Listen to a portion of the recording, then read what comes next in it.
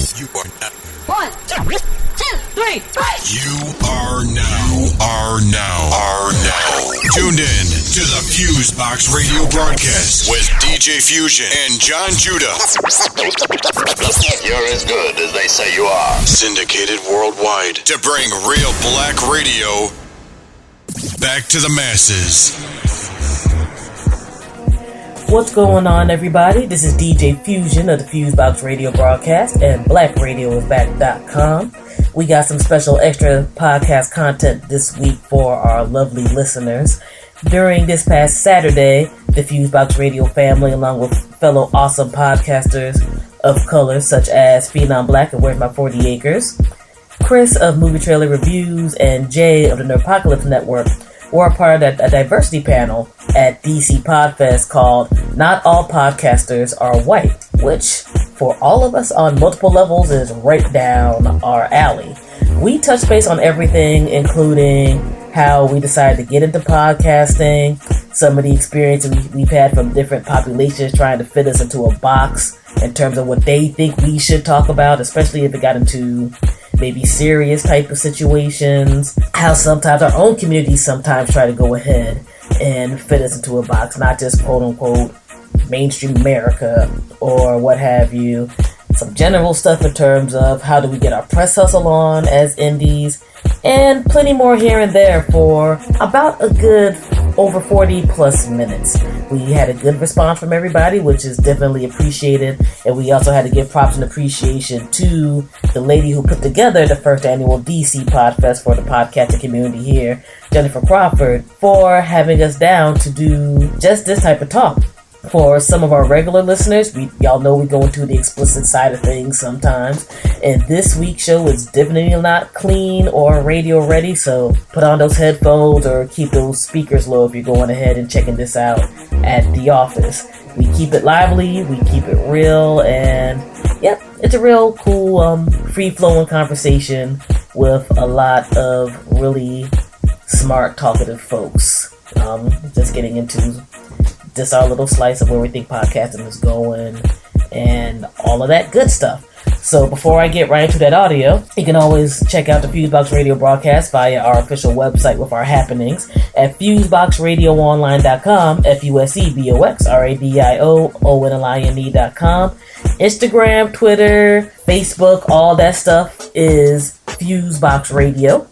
And if you forget any of this type of stuff, you're just there like, I can remember all that crap, just search for FuseBox Radio Broadcast. You can go ahead and find us. And our shows from the recent to about 2 to 3 years ago are archived and can be searched and played via your favorite podcast, streaming, or download service of choice, such as iTunes, Stitcher, TuneIn Radio, Player FM, Acast, and more. So, yeah, man, let's go ahead and get into stuff right now. DC Podfest panel on diversity. Not all podcasters are white, with myself, Phenom Black, Chris, and Jay. All right, peace. Everybody, I guess you do hear us okay. Are these working? Yeah. All right. So what's going on, everybody? Thank you for coming. We literally got this together a few days ago, so this is going to be exciting. First, DC Podfest and first DC Podfest panel on diversity, which had the title that I did not come up with but captured a whole bunch of attention, which is Not All Podcasters Are White, and all of that. Let me just do a quick intro for myself, and I have our fellow panelists and awesome podcasters do their intros, and we'll just get into some conversation and talk, and then get into some questions. My name is Mary Nichols, since that also was something I didn't expect. My government name is out to everybody, but it's all good. Most folks in the podcasting land and radio land know me as DJ Fusion of the syndicated FuseBox radio broadcast, where we go ahead and cover all types of topics from politics to pop culture and everything in between, along mixes of old school and new school music, Indian mainstream and hip-hop, soul, funk, jazz, reggae, and more. I've been doing this since 1998, podcasting since around 2004, 2005, and it's been awesome to see the growth with multiple populations in terms of using podcasting as indie media, and these fine guys right here have really been doing it up. I see them at a lot of events. I subscribe to all of their shows, And I think we all have unique experiences to talk about in terms of the podcasting realm. So whoever wants to introduce themselves first, let's go on right ahead and keep it moving. Okay, cool. Does this work? Does this work? All right, it works. Phenom Black, I started a podcast called Where's My 40acres.com. It originally was supposed to be for indie hip-hop music because people were saying hip-hop was dead, and I was calling BS on that. So I started it with a couple of friends, and it kind of blossomed into urban culture, indie culture, some nerd stuff, some television things, and right now we're at, I think, our 450th episode, and we're consistent every week. Wednesday, we drop a show Thursday morning around 7 a.m., and we're probably one of the most ratchet podcasts you would ever listen to. It's a lot of black struggle talk on our show, for sure. I can agree with that. Mm-hmm. Yeah, that's a fact. I'm Chris. I actually started, my website was theinsanityreport.com. Started that back in 2005. Started podcasting, I believe, into 2007, 2008. And the podcast was called The Insanity Check. In 2013, I kind of consolidated everything because we were expanding to way more stuff. We were doing movie reviews, TV show reviews. So now we are running the site movietrailerreviews.net. I'm kind of creating this network, the MTR network, which covers our movie reviews and TV show reviews. He does movie reviews with me. We do that. Also have two new free shows, the Character Corner. Myself and Deepam, we talk about different DC, Marvel characters to give their background on them.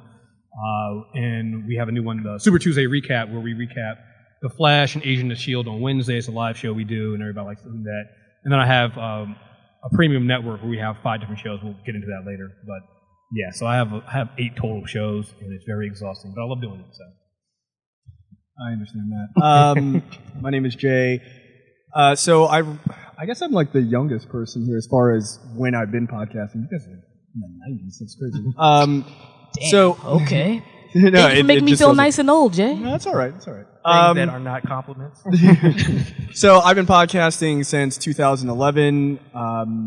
So our main show is called The Nerdpocalypse, and so it's now expanded from just one show into an entire network. We have 8 shows as well, so I understand Chris's heartache.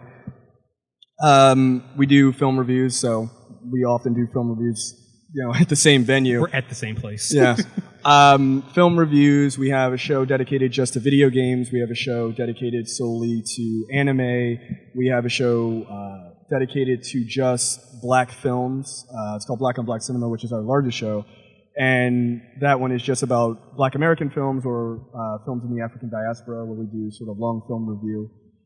We also have a politics show and a love advice show, which is a premium show, and then another premium show, which is sort of slice of life stories surrounding each episode of Seinfeld that I do with one of my co-hosts, which has been a blast. But that's definitely premium because we tell stories that are incredibly embarrassing.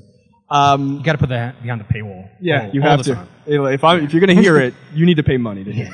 But yeah, I've been doing that since 2011, and it's been a blast. It's a lot of work, but it's been a blast. All right, cool. So lots of experience here and from lots of different angles.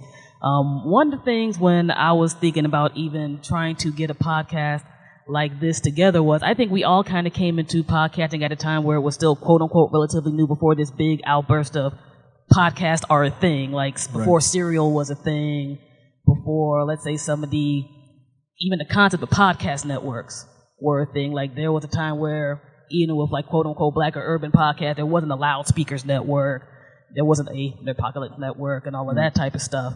I know, especially for those of people who are new into podcasting and things, like let's start general, then we'll get like into some real specific stuff. What would you have liked to have had in terms of somebody helping you like craft a podcast, whether it was like tech help or support or whatever have you? Like I know from my experience being able to literally just talk to somebody is a miracle compared to back in the day where it was like, oh, you're putting a show on the computer, which again, I'm not old, it's just technology and all of that. Like, oh, that's cute. Like for somebody who wants to get into it right now and then if they're like, hey, I have a voice and I want to like make it happen, like what type of basic advice would you give them? if somebody wanted to get into it now versus when we got into it, because everybody on my show is in a different area. So I have a host in Atlanta, I have a host in Virginia, and a host in Tennessee. And our biggest problem was, okay, how can I get all of y'all on the call at the same time, and we're not feedback or talking over each other? And I jerry-rigged something that now is customary in the podcast world. But now, if you wanted to start one, you need Audacity. You need a computer, a mic, Audacity, internet, and SoundCloud. Because a lot of these platforms have podcast-ready platforms already in place. You don't have to do what we did. We did Podomatic and lip sync, and like these places that were podcast shows continue to grow. Your archive builds. Podomatic used to get me back in the day because they would get us for the amount of people. Bandwidth used to kill us because we would do a show, we would get 500 listeners, and it would be like, okay, that's cool. And then we'd do a show about Ray J and his ridiculousness, and we'd get 1,000 listeners, and all of a sudden we'd kill our bandwidth. The day for me was the day we all got on and we did the Red Tails review. I looked at they shut us down after 2 days because we don't want the bandwidth. They just tell you no. Yeah. And you should just be like, no more people can listen to your greatness. I'm like, right. Okay. So that was such a struggle back then. Podomatic. You had to go in your pocket a lot. And now with things like a SoundCloud, I think they give you it's unlimited bandwidth. For $15 like $15 a month. Yeah. That's amazing. Like, I wish they're not even the cheapest, to be honest. I think No. Podbean is $8 a month for unlimited bandwidth and unlimited. For me, I go to SoundCloud because a lot of black podcasts seem to be coming out on Sound. The Read is on SoundCloud. Was it Loudspeakers on SoundCloud? Yeah, a lot of those because you can build a page for your audio on SoundCloud, so it's perfect for a podcast. Yeah. For me, I would think for anybody trying to get in, because right now everybody's trying to do podcasting now. It's like the thing everybody wants to do, and everybody's worried about oversaturation. But it's one of the things I'm never worried about, because my thing is consistency. So many people say they want to do a podcast, and you find out they've done one show every 2 months. I'm not worried. Like, you have to be dedicated. Like, everybody wants to do a podcast, but nobody wants to do a podcast. Like, to do a podcast is work, and nobody understands the work that we go into to do. Like, we do our Super Tuesday recap for The Flash and Agent of S.H.I.E.L.D. Wednesday night at 9:30. After I get done recording that, I have to go then edit it and put it up, and I have to do all this work. I'm not going to bed until midnight, maybe 1 o'clock. Most people aren't trying to do that. And so, like, the amount of shows we have, like I said, I have 5 premium shows that I then have to schedule. I have to then also take care of, when people, I had an issue this morning. Somebody sent me an email this morning, 2 o'clock in the morning. They didn't get their account created. So I have to then work on that. It's a lot of work. And I don't think a lot of people who go into this, everybody wants to start because they just want to sit down and talk with your friends. Like, when I first started podcasting, that's what it was. It was me. We had a show. She came up with this name. She's my best friend. She's half Korean. Her name was Rice.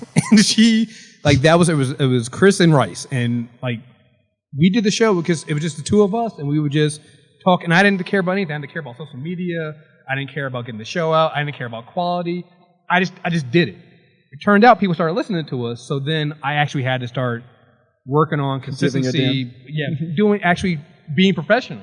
So I think a lot of people have to realize, what do you want to do? Are you just trying to get onto do a show with your friends and you're just, talking shit, and that's all you're doing?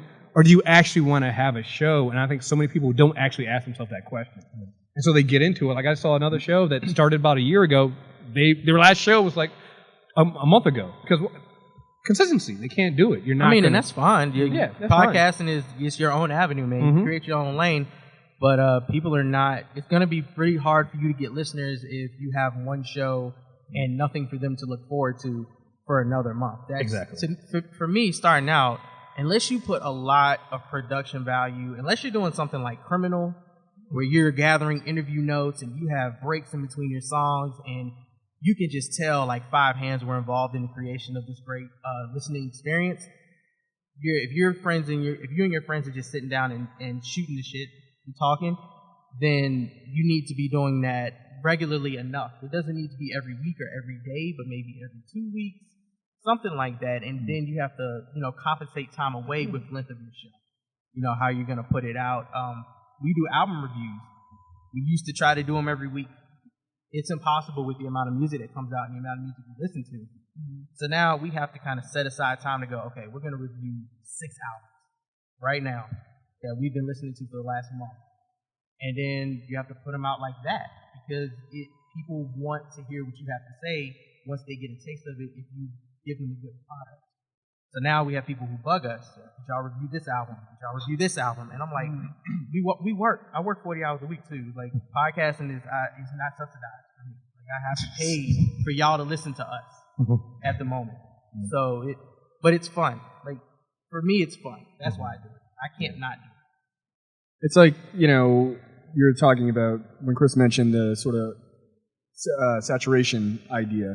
It's kind of funny because I look at podcasting the same way as I looked at blogging a couple of years ago.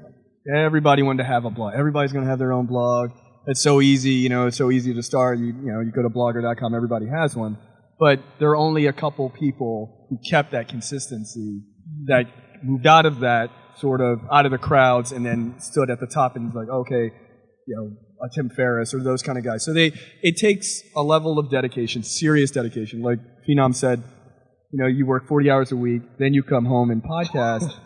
I mean, right now I'm doing basically 3 full-time jobs. You went to school. Yeah, I'm in grad school, podcasting and working 40 hours a week. So I'm exhausted, and I'm going to leave here and go back to doing schoolwork at home like an insane person. But that level of dedication is what it takes, no matter whether you're a black podcaster or any other podcaster. If you want to succeed on any level, consistency is king. You can have a show that's good, but if it only comes out every so often and people have this nebulous idea of when you guys put out content, it doesn't matter. If they know every Wednesday, every Friday, I'm going to get whatever data, even if it's every other Wednesday, then okay. Then they know what to expect. I've skipped a few weeks. And I'm not going to lie, I kind of did it with a smile because I'm waiting for that email or that tweet or that Facebook post where somebody's like, where's your podcast? Hey, man, where's the show, man? I've been refreshing all day, man. I think my podcast app is broken. No, it's not broken. It's not broken. I needed a break. I don't need to contact Podcast Addict or Beyond Pod or iTunes app. Like, don't bug those people. That happened because we do movie reviews. Everybody knows Fridays when the movies comes out. So if we don't get a screener, sometimes we're not going. So like they've learned not to do screeners for like Transformer movies because they're not going to get good reviews from critics. So we don't get screeners for those. So Friday will come of a Transformer movie. Hey, did you guys see that? No, I didn't go to see that.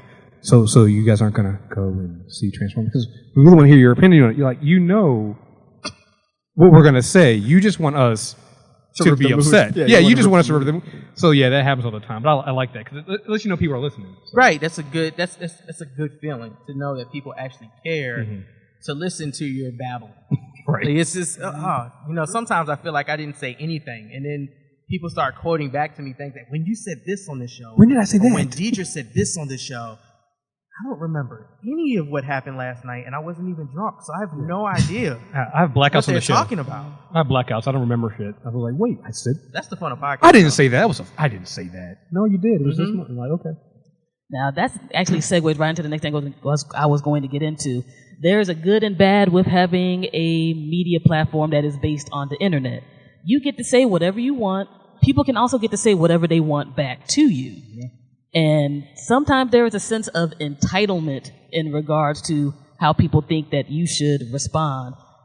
I, myself, being both black American and a female, have gotten some very interesting responses at times from some of the commentary that we've done on the show, especially because it's my partner is a black male, I'm a black female, and there's times they're like, well, why didn't you check him when he said this? Or why didn't you check her when she said that?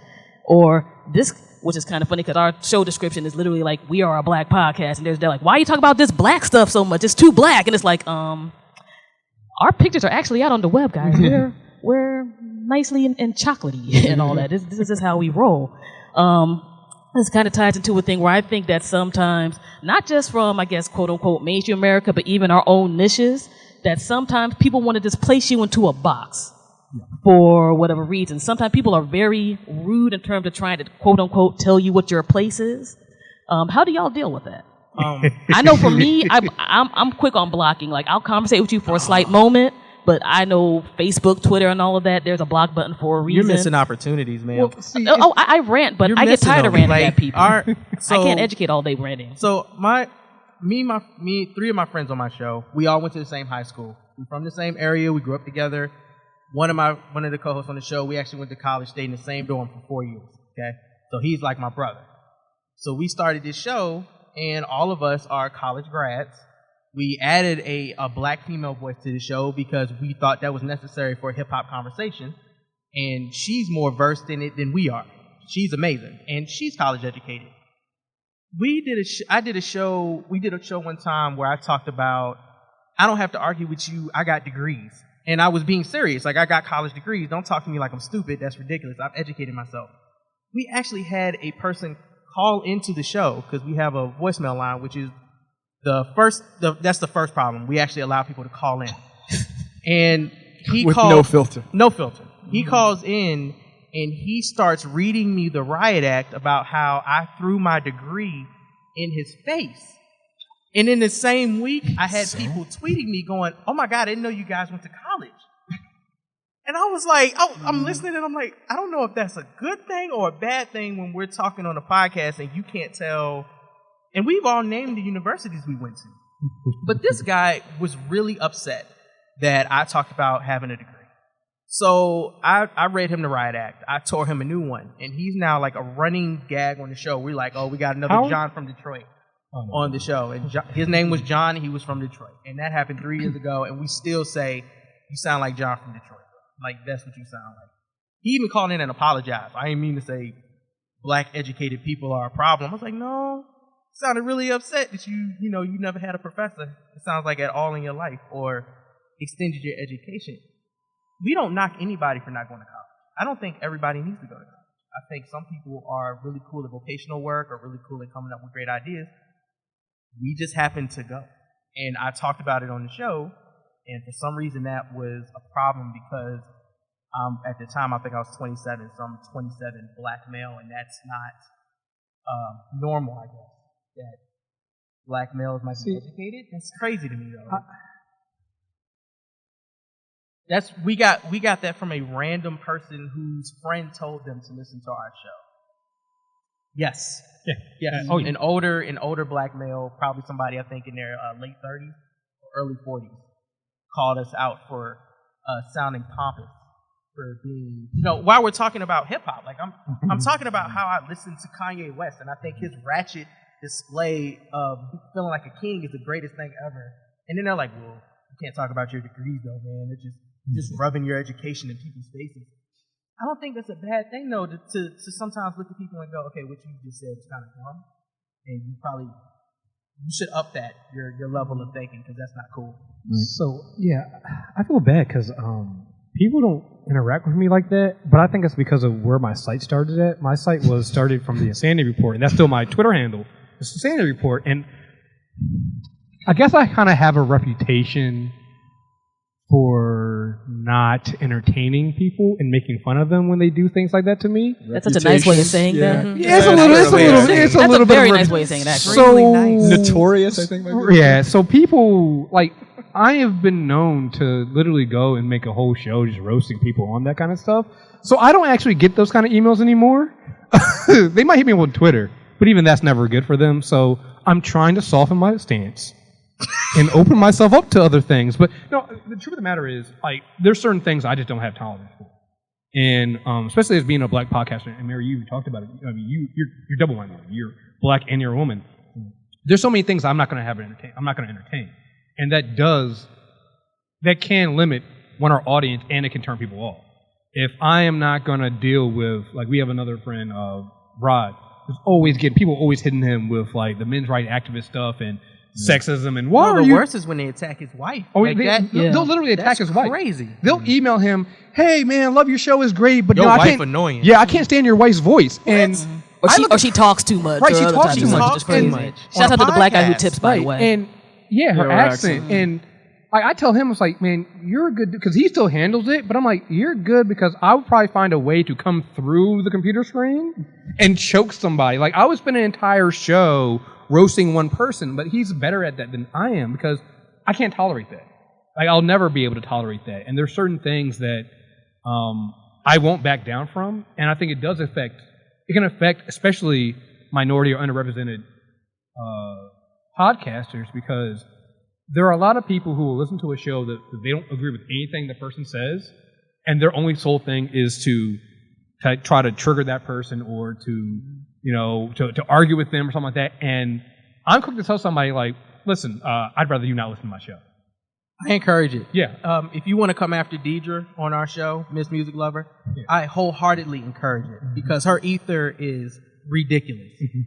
She's told people to go back to dropping the hash browns at Burger King before contacting her, and I've literally lost 9 lives watching her tear new ones into people for thinking that they could come at her any type of way because she represents the female voice on our show. And honestly, to me, she just represents a hip-hop voice on our show and makes it more diverse. But, like you have a female co-host on your show. Not anymore, but we did. We did. We didn't have, I mean, she's white, but we never really experienced not so much any negative comments in that regard, but sort of like weird, like inappropriate sexual comments and stuff. It's like, really? Like, okay, that's not okay. What we get a lot of times, so like we break the stereotype that black folks are really religious generally, and we're not. We're, except for one guy, all of us are atheists, and I don't really not say it. So I'll just say, if there's a story something, I'm like, well, that's ridiculous, and I'll just say it. And look, that probably will offend some people or what have you, and I understand it. I'm not going to not say it because I believe in being genuine, because that's what a podcast is about, being who you are, which is why we're doing this panel. But the response we got once from the guy on our show who is religious, I believe he said Old Testament God was kind of an asshole. And, I mean, he destroyed the earth. Like hello, that's just true, right? So we got a letter from a person who called him a quote-unquote believer and how they weren't ever going to listen to the show again, and they were so offended. And he was like, I'm not saying everybody, I'm just saying, like, that's kind of funny. He was just making a joke. And I took time out on the show, as a person who doesn't believe any of it, to defend him. And it's like we get those kind of things, and I think there is a part of the box thing that you were talking about, which is, oh, you're black, you're supposed to talk about this, you're supposed to believe these things, and I think that happens with any minorities, with women especially.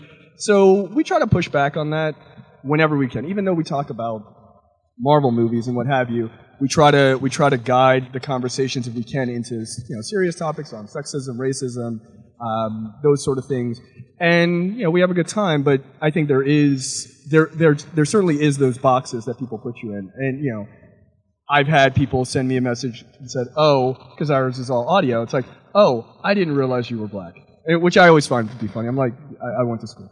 I'm sorry, but that's always kind of funny to me, and I get that, and I just kind of laugh it off, and I'm like, that's fine. I'm still going to talk about black issues. I don't ever back down from it. That's the one thing. Oh, I'm sorry. I was about to say, I know on our end, it's kind of weird because I think we put ourselves out as a black podcast. Everybody had their own definition of what black is. Yeah, like, my spiritual belief is nebulous at the moment, and my partner is on kind of a metaphysics type of tip, but not on the extreme quote-unquote hotep end. Yeah. And for people who see Facebook, y'all know how that steez goes, and all of that. And it's very weird because they expect him to be a sexist, and they expect me to be submissive, or vice versa, or that I don't know a certain thing about hip-hop music or whatever have you, and he knows everything. And then we have about a 5-year age difference, so there's a whole generational thing too. Like, there's times we'll argue about a hip-hop thing throughout the entire show, and we'll do like a slight bit of political thing. This is like, oh, she told you to talk about that. I'm like, no, we're grown-ass adults. We can talk about whatever we want to, Yeah. There's some shit isn't wrong, though. Like, when we first started, Blog Talk Radio was a huge thing for podcasting. And I say that because you could literally just click record and start running your damn mouth. And you didn't have anything to say. And people could just link in, oh, this show is on at 9. So my first experience with urban podcasts was on Blog Talk Radio. And I'm not afraid to say it, these were some of the most ghetto, hood. They would talk about things that just girl, they got weave is cheaper here than it is there. Or guys will talk about, I don't understand why women go out here and get these jobs, ain't at home raising these babies. And they would actually talk like that, ain't at home raising these babies. Like, what in the hell? The podcast that made me want to start a podcast was one ran by a bunch of pimps. And I am not joking. I am not joking. What is the name of the show? It's gone now. They've retired. You can never retire from the game. Yeah. But They got pimp social security. These guys, and that's actually how I started following like Chris and a bunch of other guys who podcast. That's kind of Not because he's a pimp.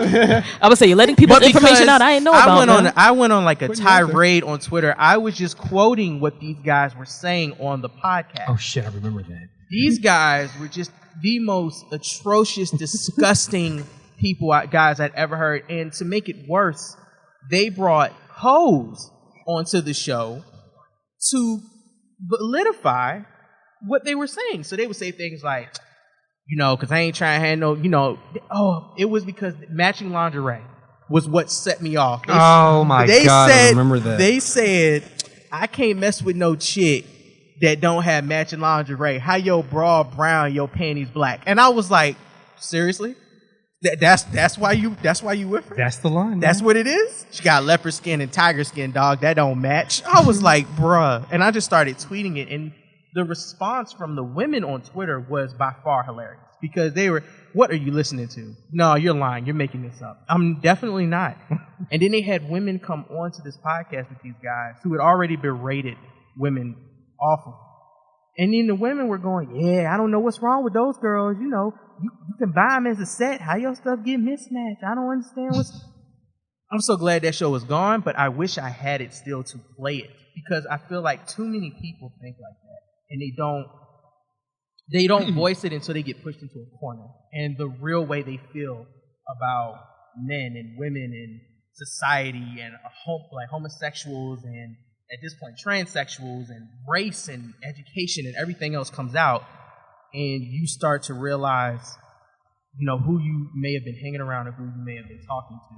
And that's why I like our podcast, because we don't always agree on everything, but when it comes down to what's right and what's wrong, I don't feel like there's a gray area with us on some things. Like, saying that women in general shouldn't work is wrong.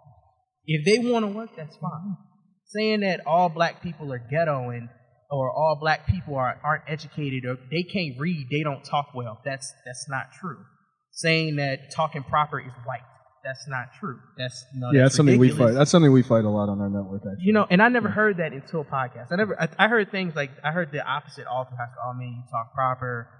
You're a nerd. You're this nerd culture now. Mm-hmm. It's being a huge thing. It is the culture. A huge thing. Mm-hmm. And back in the day, it was not cool to be a nerd. It's not cool to be a nerd. Now everybody wants to. Well, there's nothing nerdier than what we're doing right now. Right. Podcast. It's literally not, hey, I have this esoteric knowledge about this topic. Allow me to record it and send it out to the masses. Surely someone will listen want to through hear compressed audio through something called an RSS feed. Yeah, like through an I don't, because that's what cool girls and cool guys do. Right. I mean, that's always the ironic thing. It's like, oh, you podcast, what's your podcast about? It's like, oh, it's about like nerds and film and stuff like that. It's like, oh, that's so dorky or whatever. I'm like, yeah, but you listen to Grantland on ESPN. That's super nerdy. You're the one that's on Facebook going, oh, so you see the new Avengers movie? It's like, yeah, well, if you listen to my podcast, we just talked about it. Well, you know what the funny thing for you is the Blog Talk Radio. For me, it was actually radio. Like, I used to listen to, if you're a fan of this, I'm sorry, but I used to listen to Rush Power Morning Show every morning. And I would just get so annoyed by certain things they would do. Like, it would be annoying. Like, the line for me with the day, they did a payday loan. What was the payday loan one they used to do? It was Rush Cards? No, it wasn't Rush Cards. It was something. It was some payday loan company they did. They played that ad. And they had the host like reading. Hey, if you want to get a payday loan for you want to get your hair done, do this. And then after that was played, they went to interview Michael Moore about his new movie, which was about the financial collapse. Yeah. And I'm just sitting there going, you guys have no idea what you just did. Like, you're promoting something that he's actually talking about, and there was, like, no connection in their brains about that. And I was like, that's black radio. Like, that was considered urban radio. That's what the black voices were when people go and want to talk to somebody. Like, again, if you listen to this guy on podcast, I'm sorry to hate this, hip hop gamer. Like, that's an old school version of that where the eye rolls. It's this guy that has these outdated views of what it is for every, like, he made this long. All of us have roasted him on this. He was going on about. We've actually interviewed him on our show before. Yeah, he was talking about Anita Sarkeesian. She did that video about like sexism in video games, and he went off about how she was wrong and there's no sex. I'm like, dude, he had no idea what he was talking about. But that kind of like that was radio. Like, that's urban radio. It's a bunch of guys. Mostly guys talking about stuff they have no idea. They have not changed. They have no idea their own sex, their own misogyny, and the women who co-signed it, like, that was considered urban radio. So the way to break into that has been like podcasts, where we can now be like, listen, we're not stupid. Like, we're actually educated in the world. Like, the world moves too fast for like traditional radio, and we're able to keep up on that. Like, I'm listening to radio, I'm like, we talked about that last week. Like, you guys are 2 weeks ago. In greater detail than they did. Like, right. I feel like one thing that's not discussed enough in media, and I hear it discussed all the time amongst our shows and the different networks, is rape culture. Like, rape culture is a huge thing, and people don't talk about it. You watch the news and you can see it there. You see it in films. You see it in day-to-day dialogue. You see it in people's presumptions of how you're supposed to carry yourself, or people ask certain questions. Like, I see it all the time. There are these memes that I get on my Facebook where they'll have like a woman in lingerie bent over in the kitchen, and they have like a text that says, your girl goes to work, her best friend slept over, you come out your bedroom to this, do you hit it? And I'm thinking, or do you ask first? What? Wait, why is this two-person decision based on one person? But to me, a lot of that, like the whole Bill Cosby thing, like I lost a lot of friends over that incident, because there were a lot of people, well, how you just gonna keep taking the pills, or how you gonna let a man do this to you? That's your fault, or you shouldn't be wearing stuff like this around certain people, or you shouldn't go here or go there. Instead of saying, hey, just don't rape. Well, I know for our show, that was a whole thing, because we had people who were like really mad that a man and woman could actually agree that, hey, maybe you shouldn't rape women and drug them and do it for over 30-something years. But Bill made a different world than the Cosby Show. But it's like, but there's like, at least as of right now, like 50+ women who are there like that. But like, it's like one should be enough. But when these real stories started coming out, and it's just they're like, you're getting mad at me for stating facts, like, the court papers have been out from early 2000 that he settled the case. And I'm sorry for anybody who might get offended at this. What man in their right mind would settle a case saying that they were a rapist? Much less one that had a whole bunch of money. And we had a lot of people really get mad on my Facebook page, on my Twitter, on private messages, because my Facebook page, like, if I don't check people, I'm blessed to have enough smart people on my page where they'll check other people. Shouts out to Brandon as one of them. And they'll get tore up, but they'll get into my private message and get mad, like, well, why you let this person talk to me like that? It's like, but y'all are adults. Yeah. I'm not supposed to handle certain stuff. I, as a media person, a media outlet, am supposed to put the opinion I feel free to do out there, because my podcast is my podcast, my show is my show, and these are the type of things that we, are supposed to be able to go up front and be able to do. And that's why I brought up the entire question about how people want to try to put you into a box. Because it's almost, to me, it's like, if you're doing entertainment, like for us, we get a lot of new music. We're blessed to get a lot of music service to us. They're like, wow, I like the music, but your commentary just kind of did. I was like, yeah, it's a whole package, though. You know what I'm saying? Like, it's not supposed to be the, oh, well, I like Mary and John, I like Fusion and the Black Hawk when they play music, and otherwise you're making me uncomfortable. Well, great media to me sometimes makes people uncomfortable. Right. It makes you question things. It brings up a conversation, and I think that's one of the great things about podcasting as a whole, as a medium, especially for people of color or underrepresented populations. I just don't like that I had to be in Bill Cosby's defense because one time he played Heathcliff Huxtable for 8 seasons. I love that show. The last 2 seasons were trash. But I love that show, and I love the openers, and I think that show had a lot to give and a lot to show for diversity and culture and blackness and everything else. That character has nothing to do with what Bill Cosby does in the real world, and he's been doing annoying mess for the longest. So when this came out, I was just like, yeah, he's kind of arrogant anyway.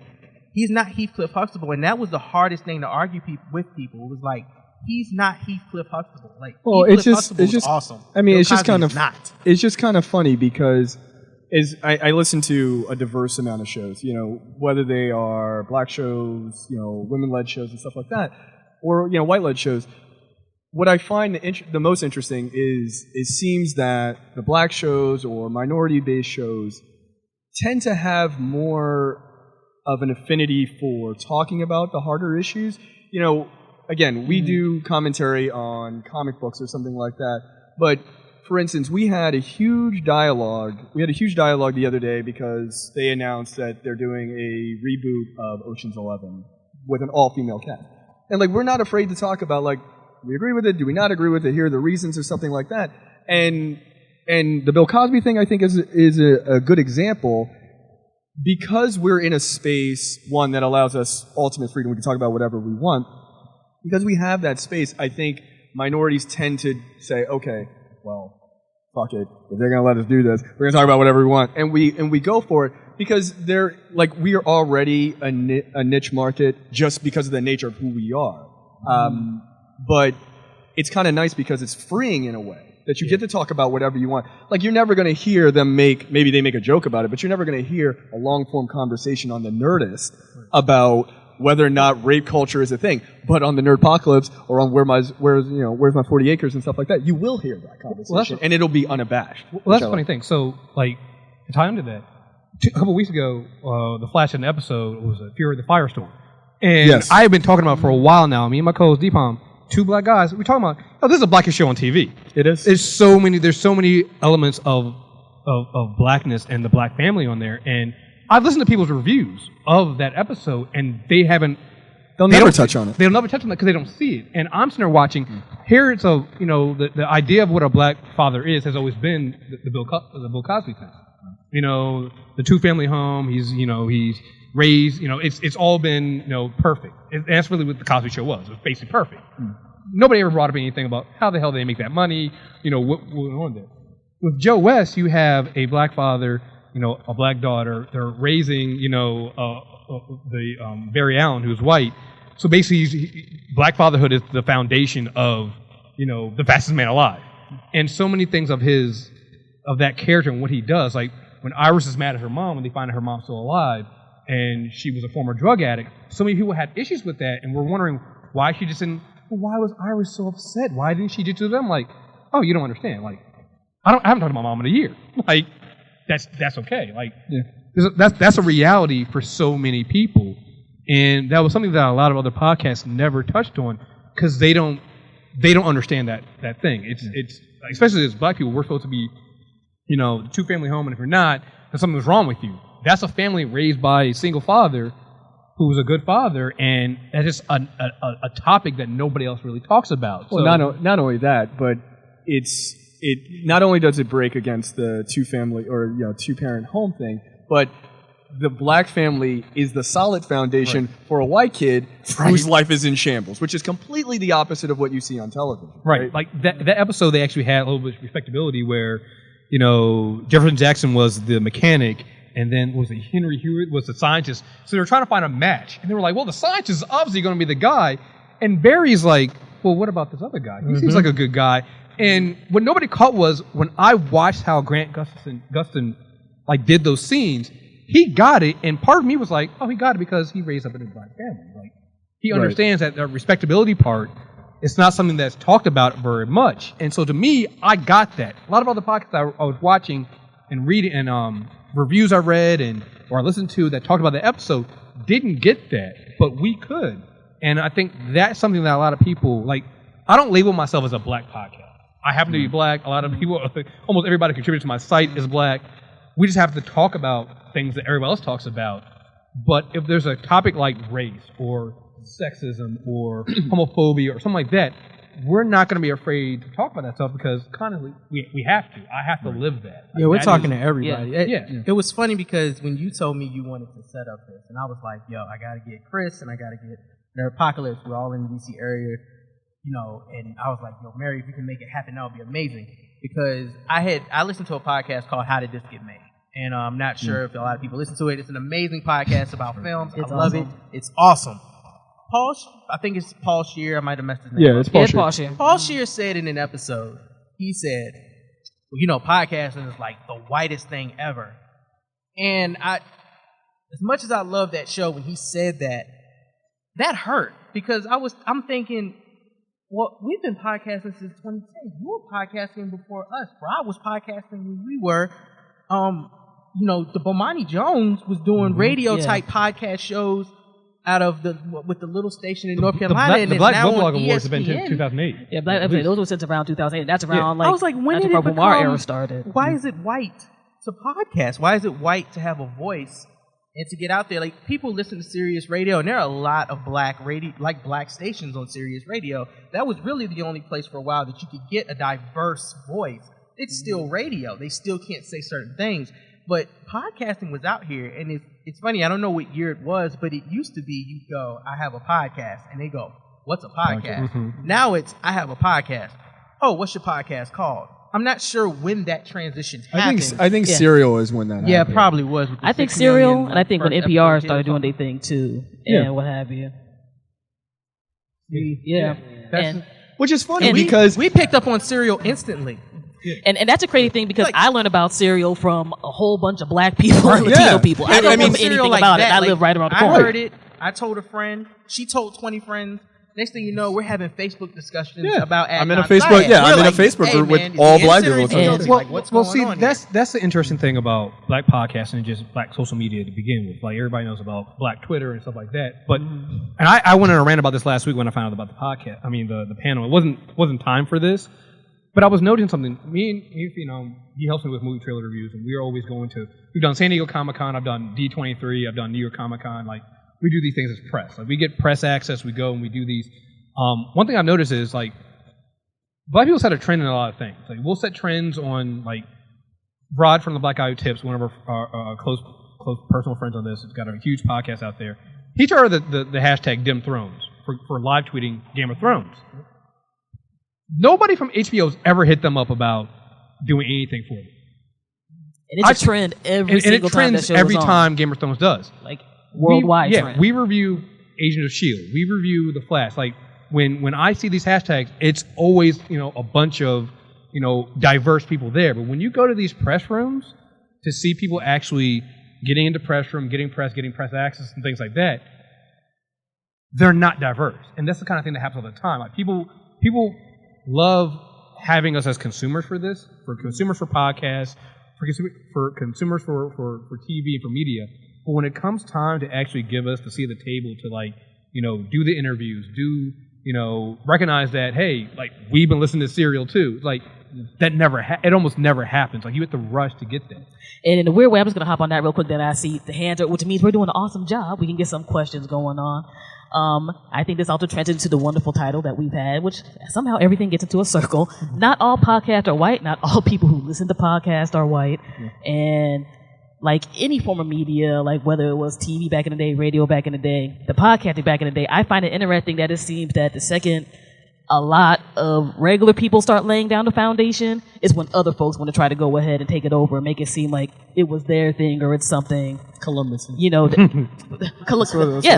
Columbusing via broadband. That is absolutely correct. Because, I mean, for somebody like me, when I back in the day was just there like, oh, we're starting a podcast.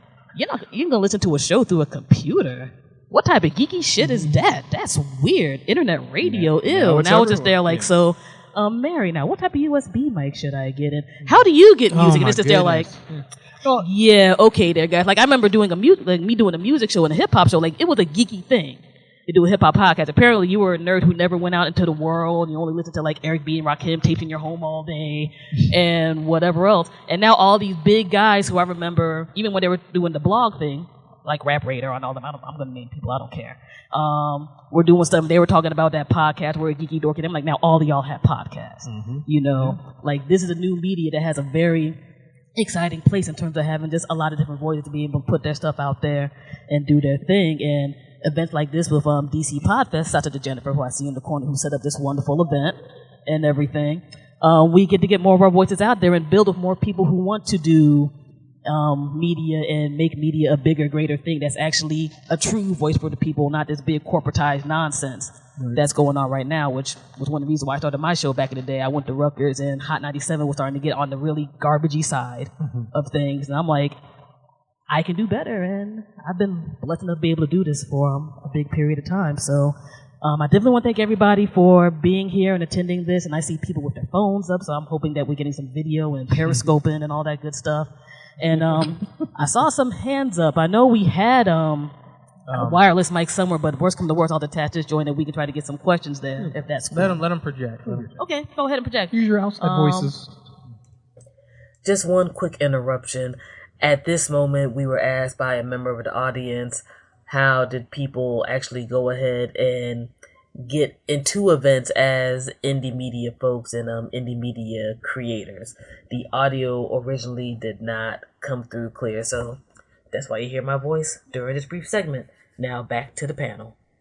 Oh man, Good movie. Okay, Tell them about the Phenom method. the Phenom method of.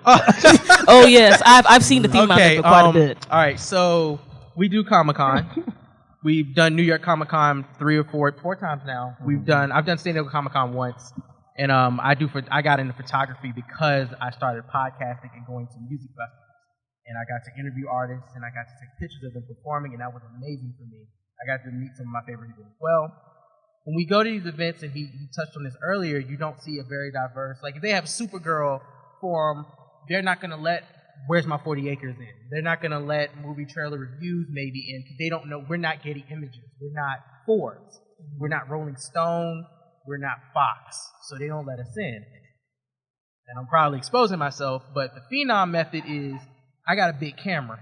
I'm going to walk in. And there were a couple of times where they would come out and they would call in all of these huge name media sources. And I'm like, hey, man, we drove 4 hours to get here, too, or we took a 5-hour flight from DC to San Diego.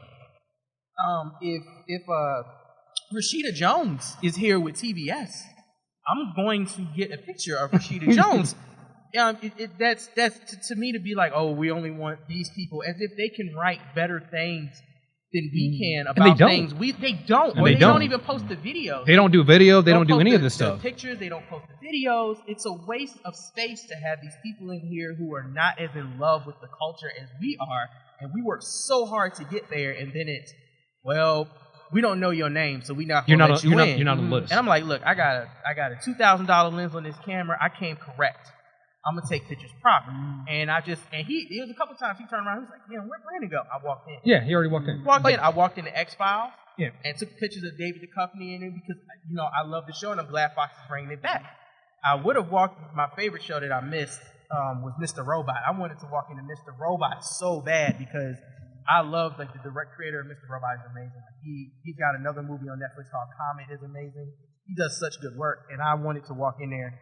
But I held it back, and I didn't just walk in because it was a huge show there. It's just don't take no for an answer. I mean, that's really what it is. Yeah. They're going to tell you no. Sometimes you got to do it anyway. I mean, that's what we've been getting around to doing is just go. I mean, just do. And sometimes it's more work. Like right now, I've realized that, hey, sometimes the topics I talk about on the Insanity Check might be too much for some people who just want to hear my views on reviews. So now I've separated the feeds. So now if you just want to hear us talk about the Flash and Agent of S.H.I.E.L.D., go to another feed, you got that there. You might still have some stuff about race, but you can avoid some of the more heavier topics on Sanity Check. It's finding ways to kind of try to sneak people around into getting them into talking, to thinking about you and letting you in. Like I said, we walked in Supergirl and I ended up getting the VP from WB's card. So I was like, all right, I asked for it.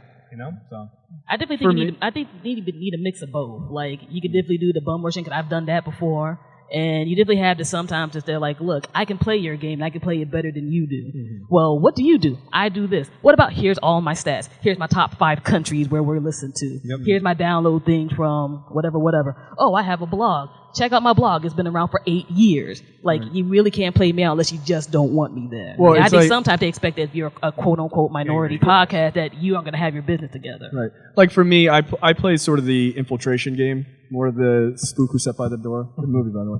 So like for us, we use our most popular show, Black on Black Cinema, to do that, where it's sort of a head fake, right? It's like, oh, it's a podcast about black films and it's long form and everything else. That's all great. So it's like, hey, black people, come listen to more detailed information about movies that you know and movies that you don't know. But the thing is, what has ended up happening, unbeknownst to us at first, was we started getting a lot of white listeners, weirdly like overseas, because they have no exposure. And I have some white friends who listen to the show, and they're like, you do know we don't get a chance to listen to four black men talk about things just completely unfiltered. Because it's just four of us in a room. So it's not like there's a white person like, make sure you say this, So we just say whatever we want to say, and people, the reason why I call it a head fake is because you come to listen to Coming to America, us talk about that, but what you leave with is, oh, I never saw The Spook Who Sat by the Door.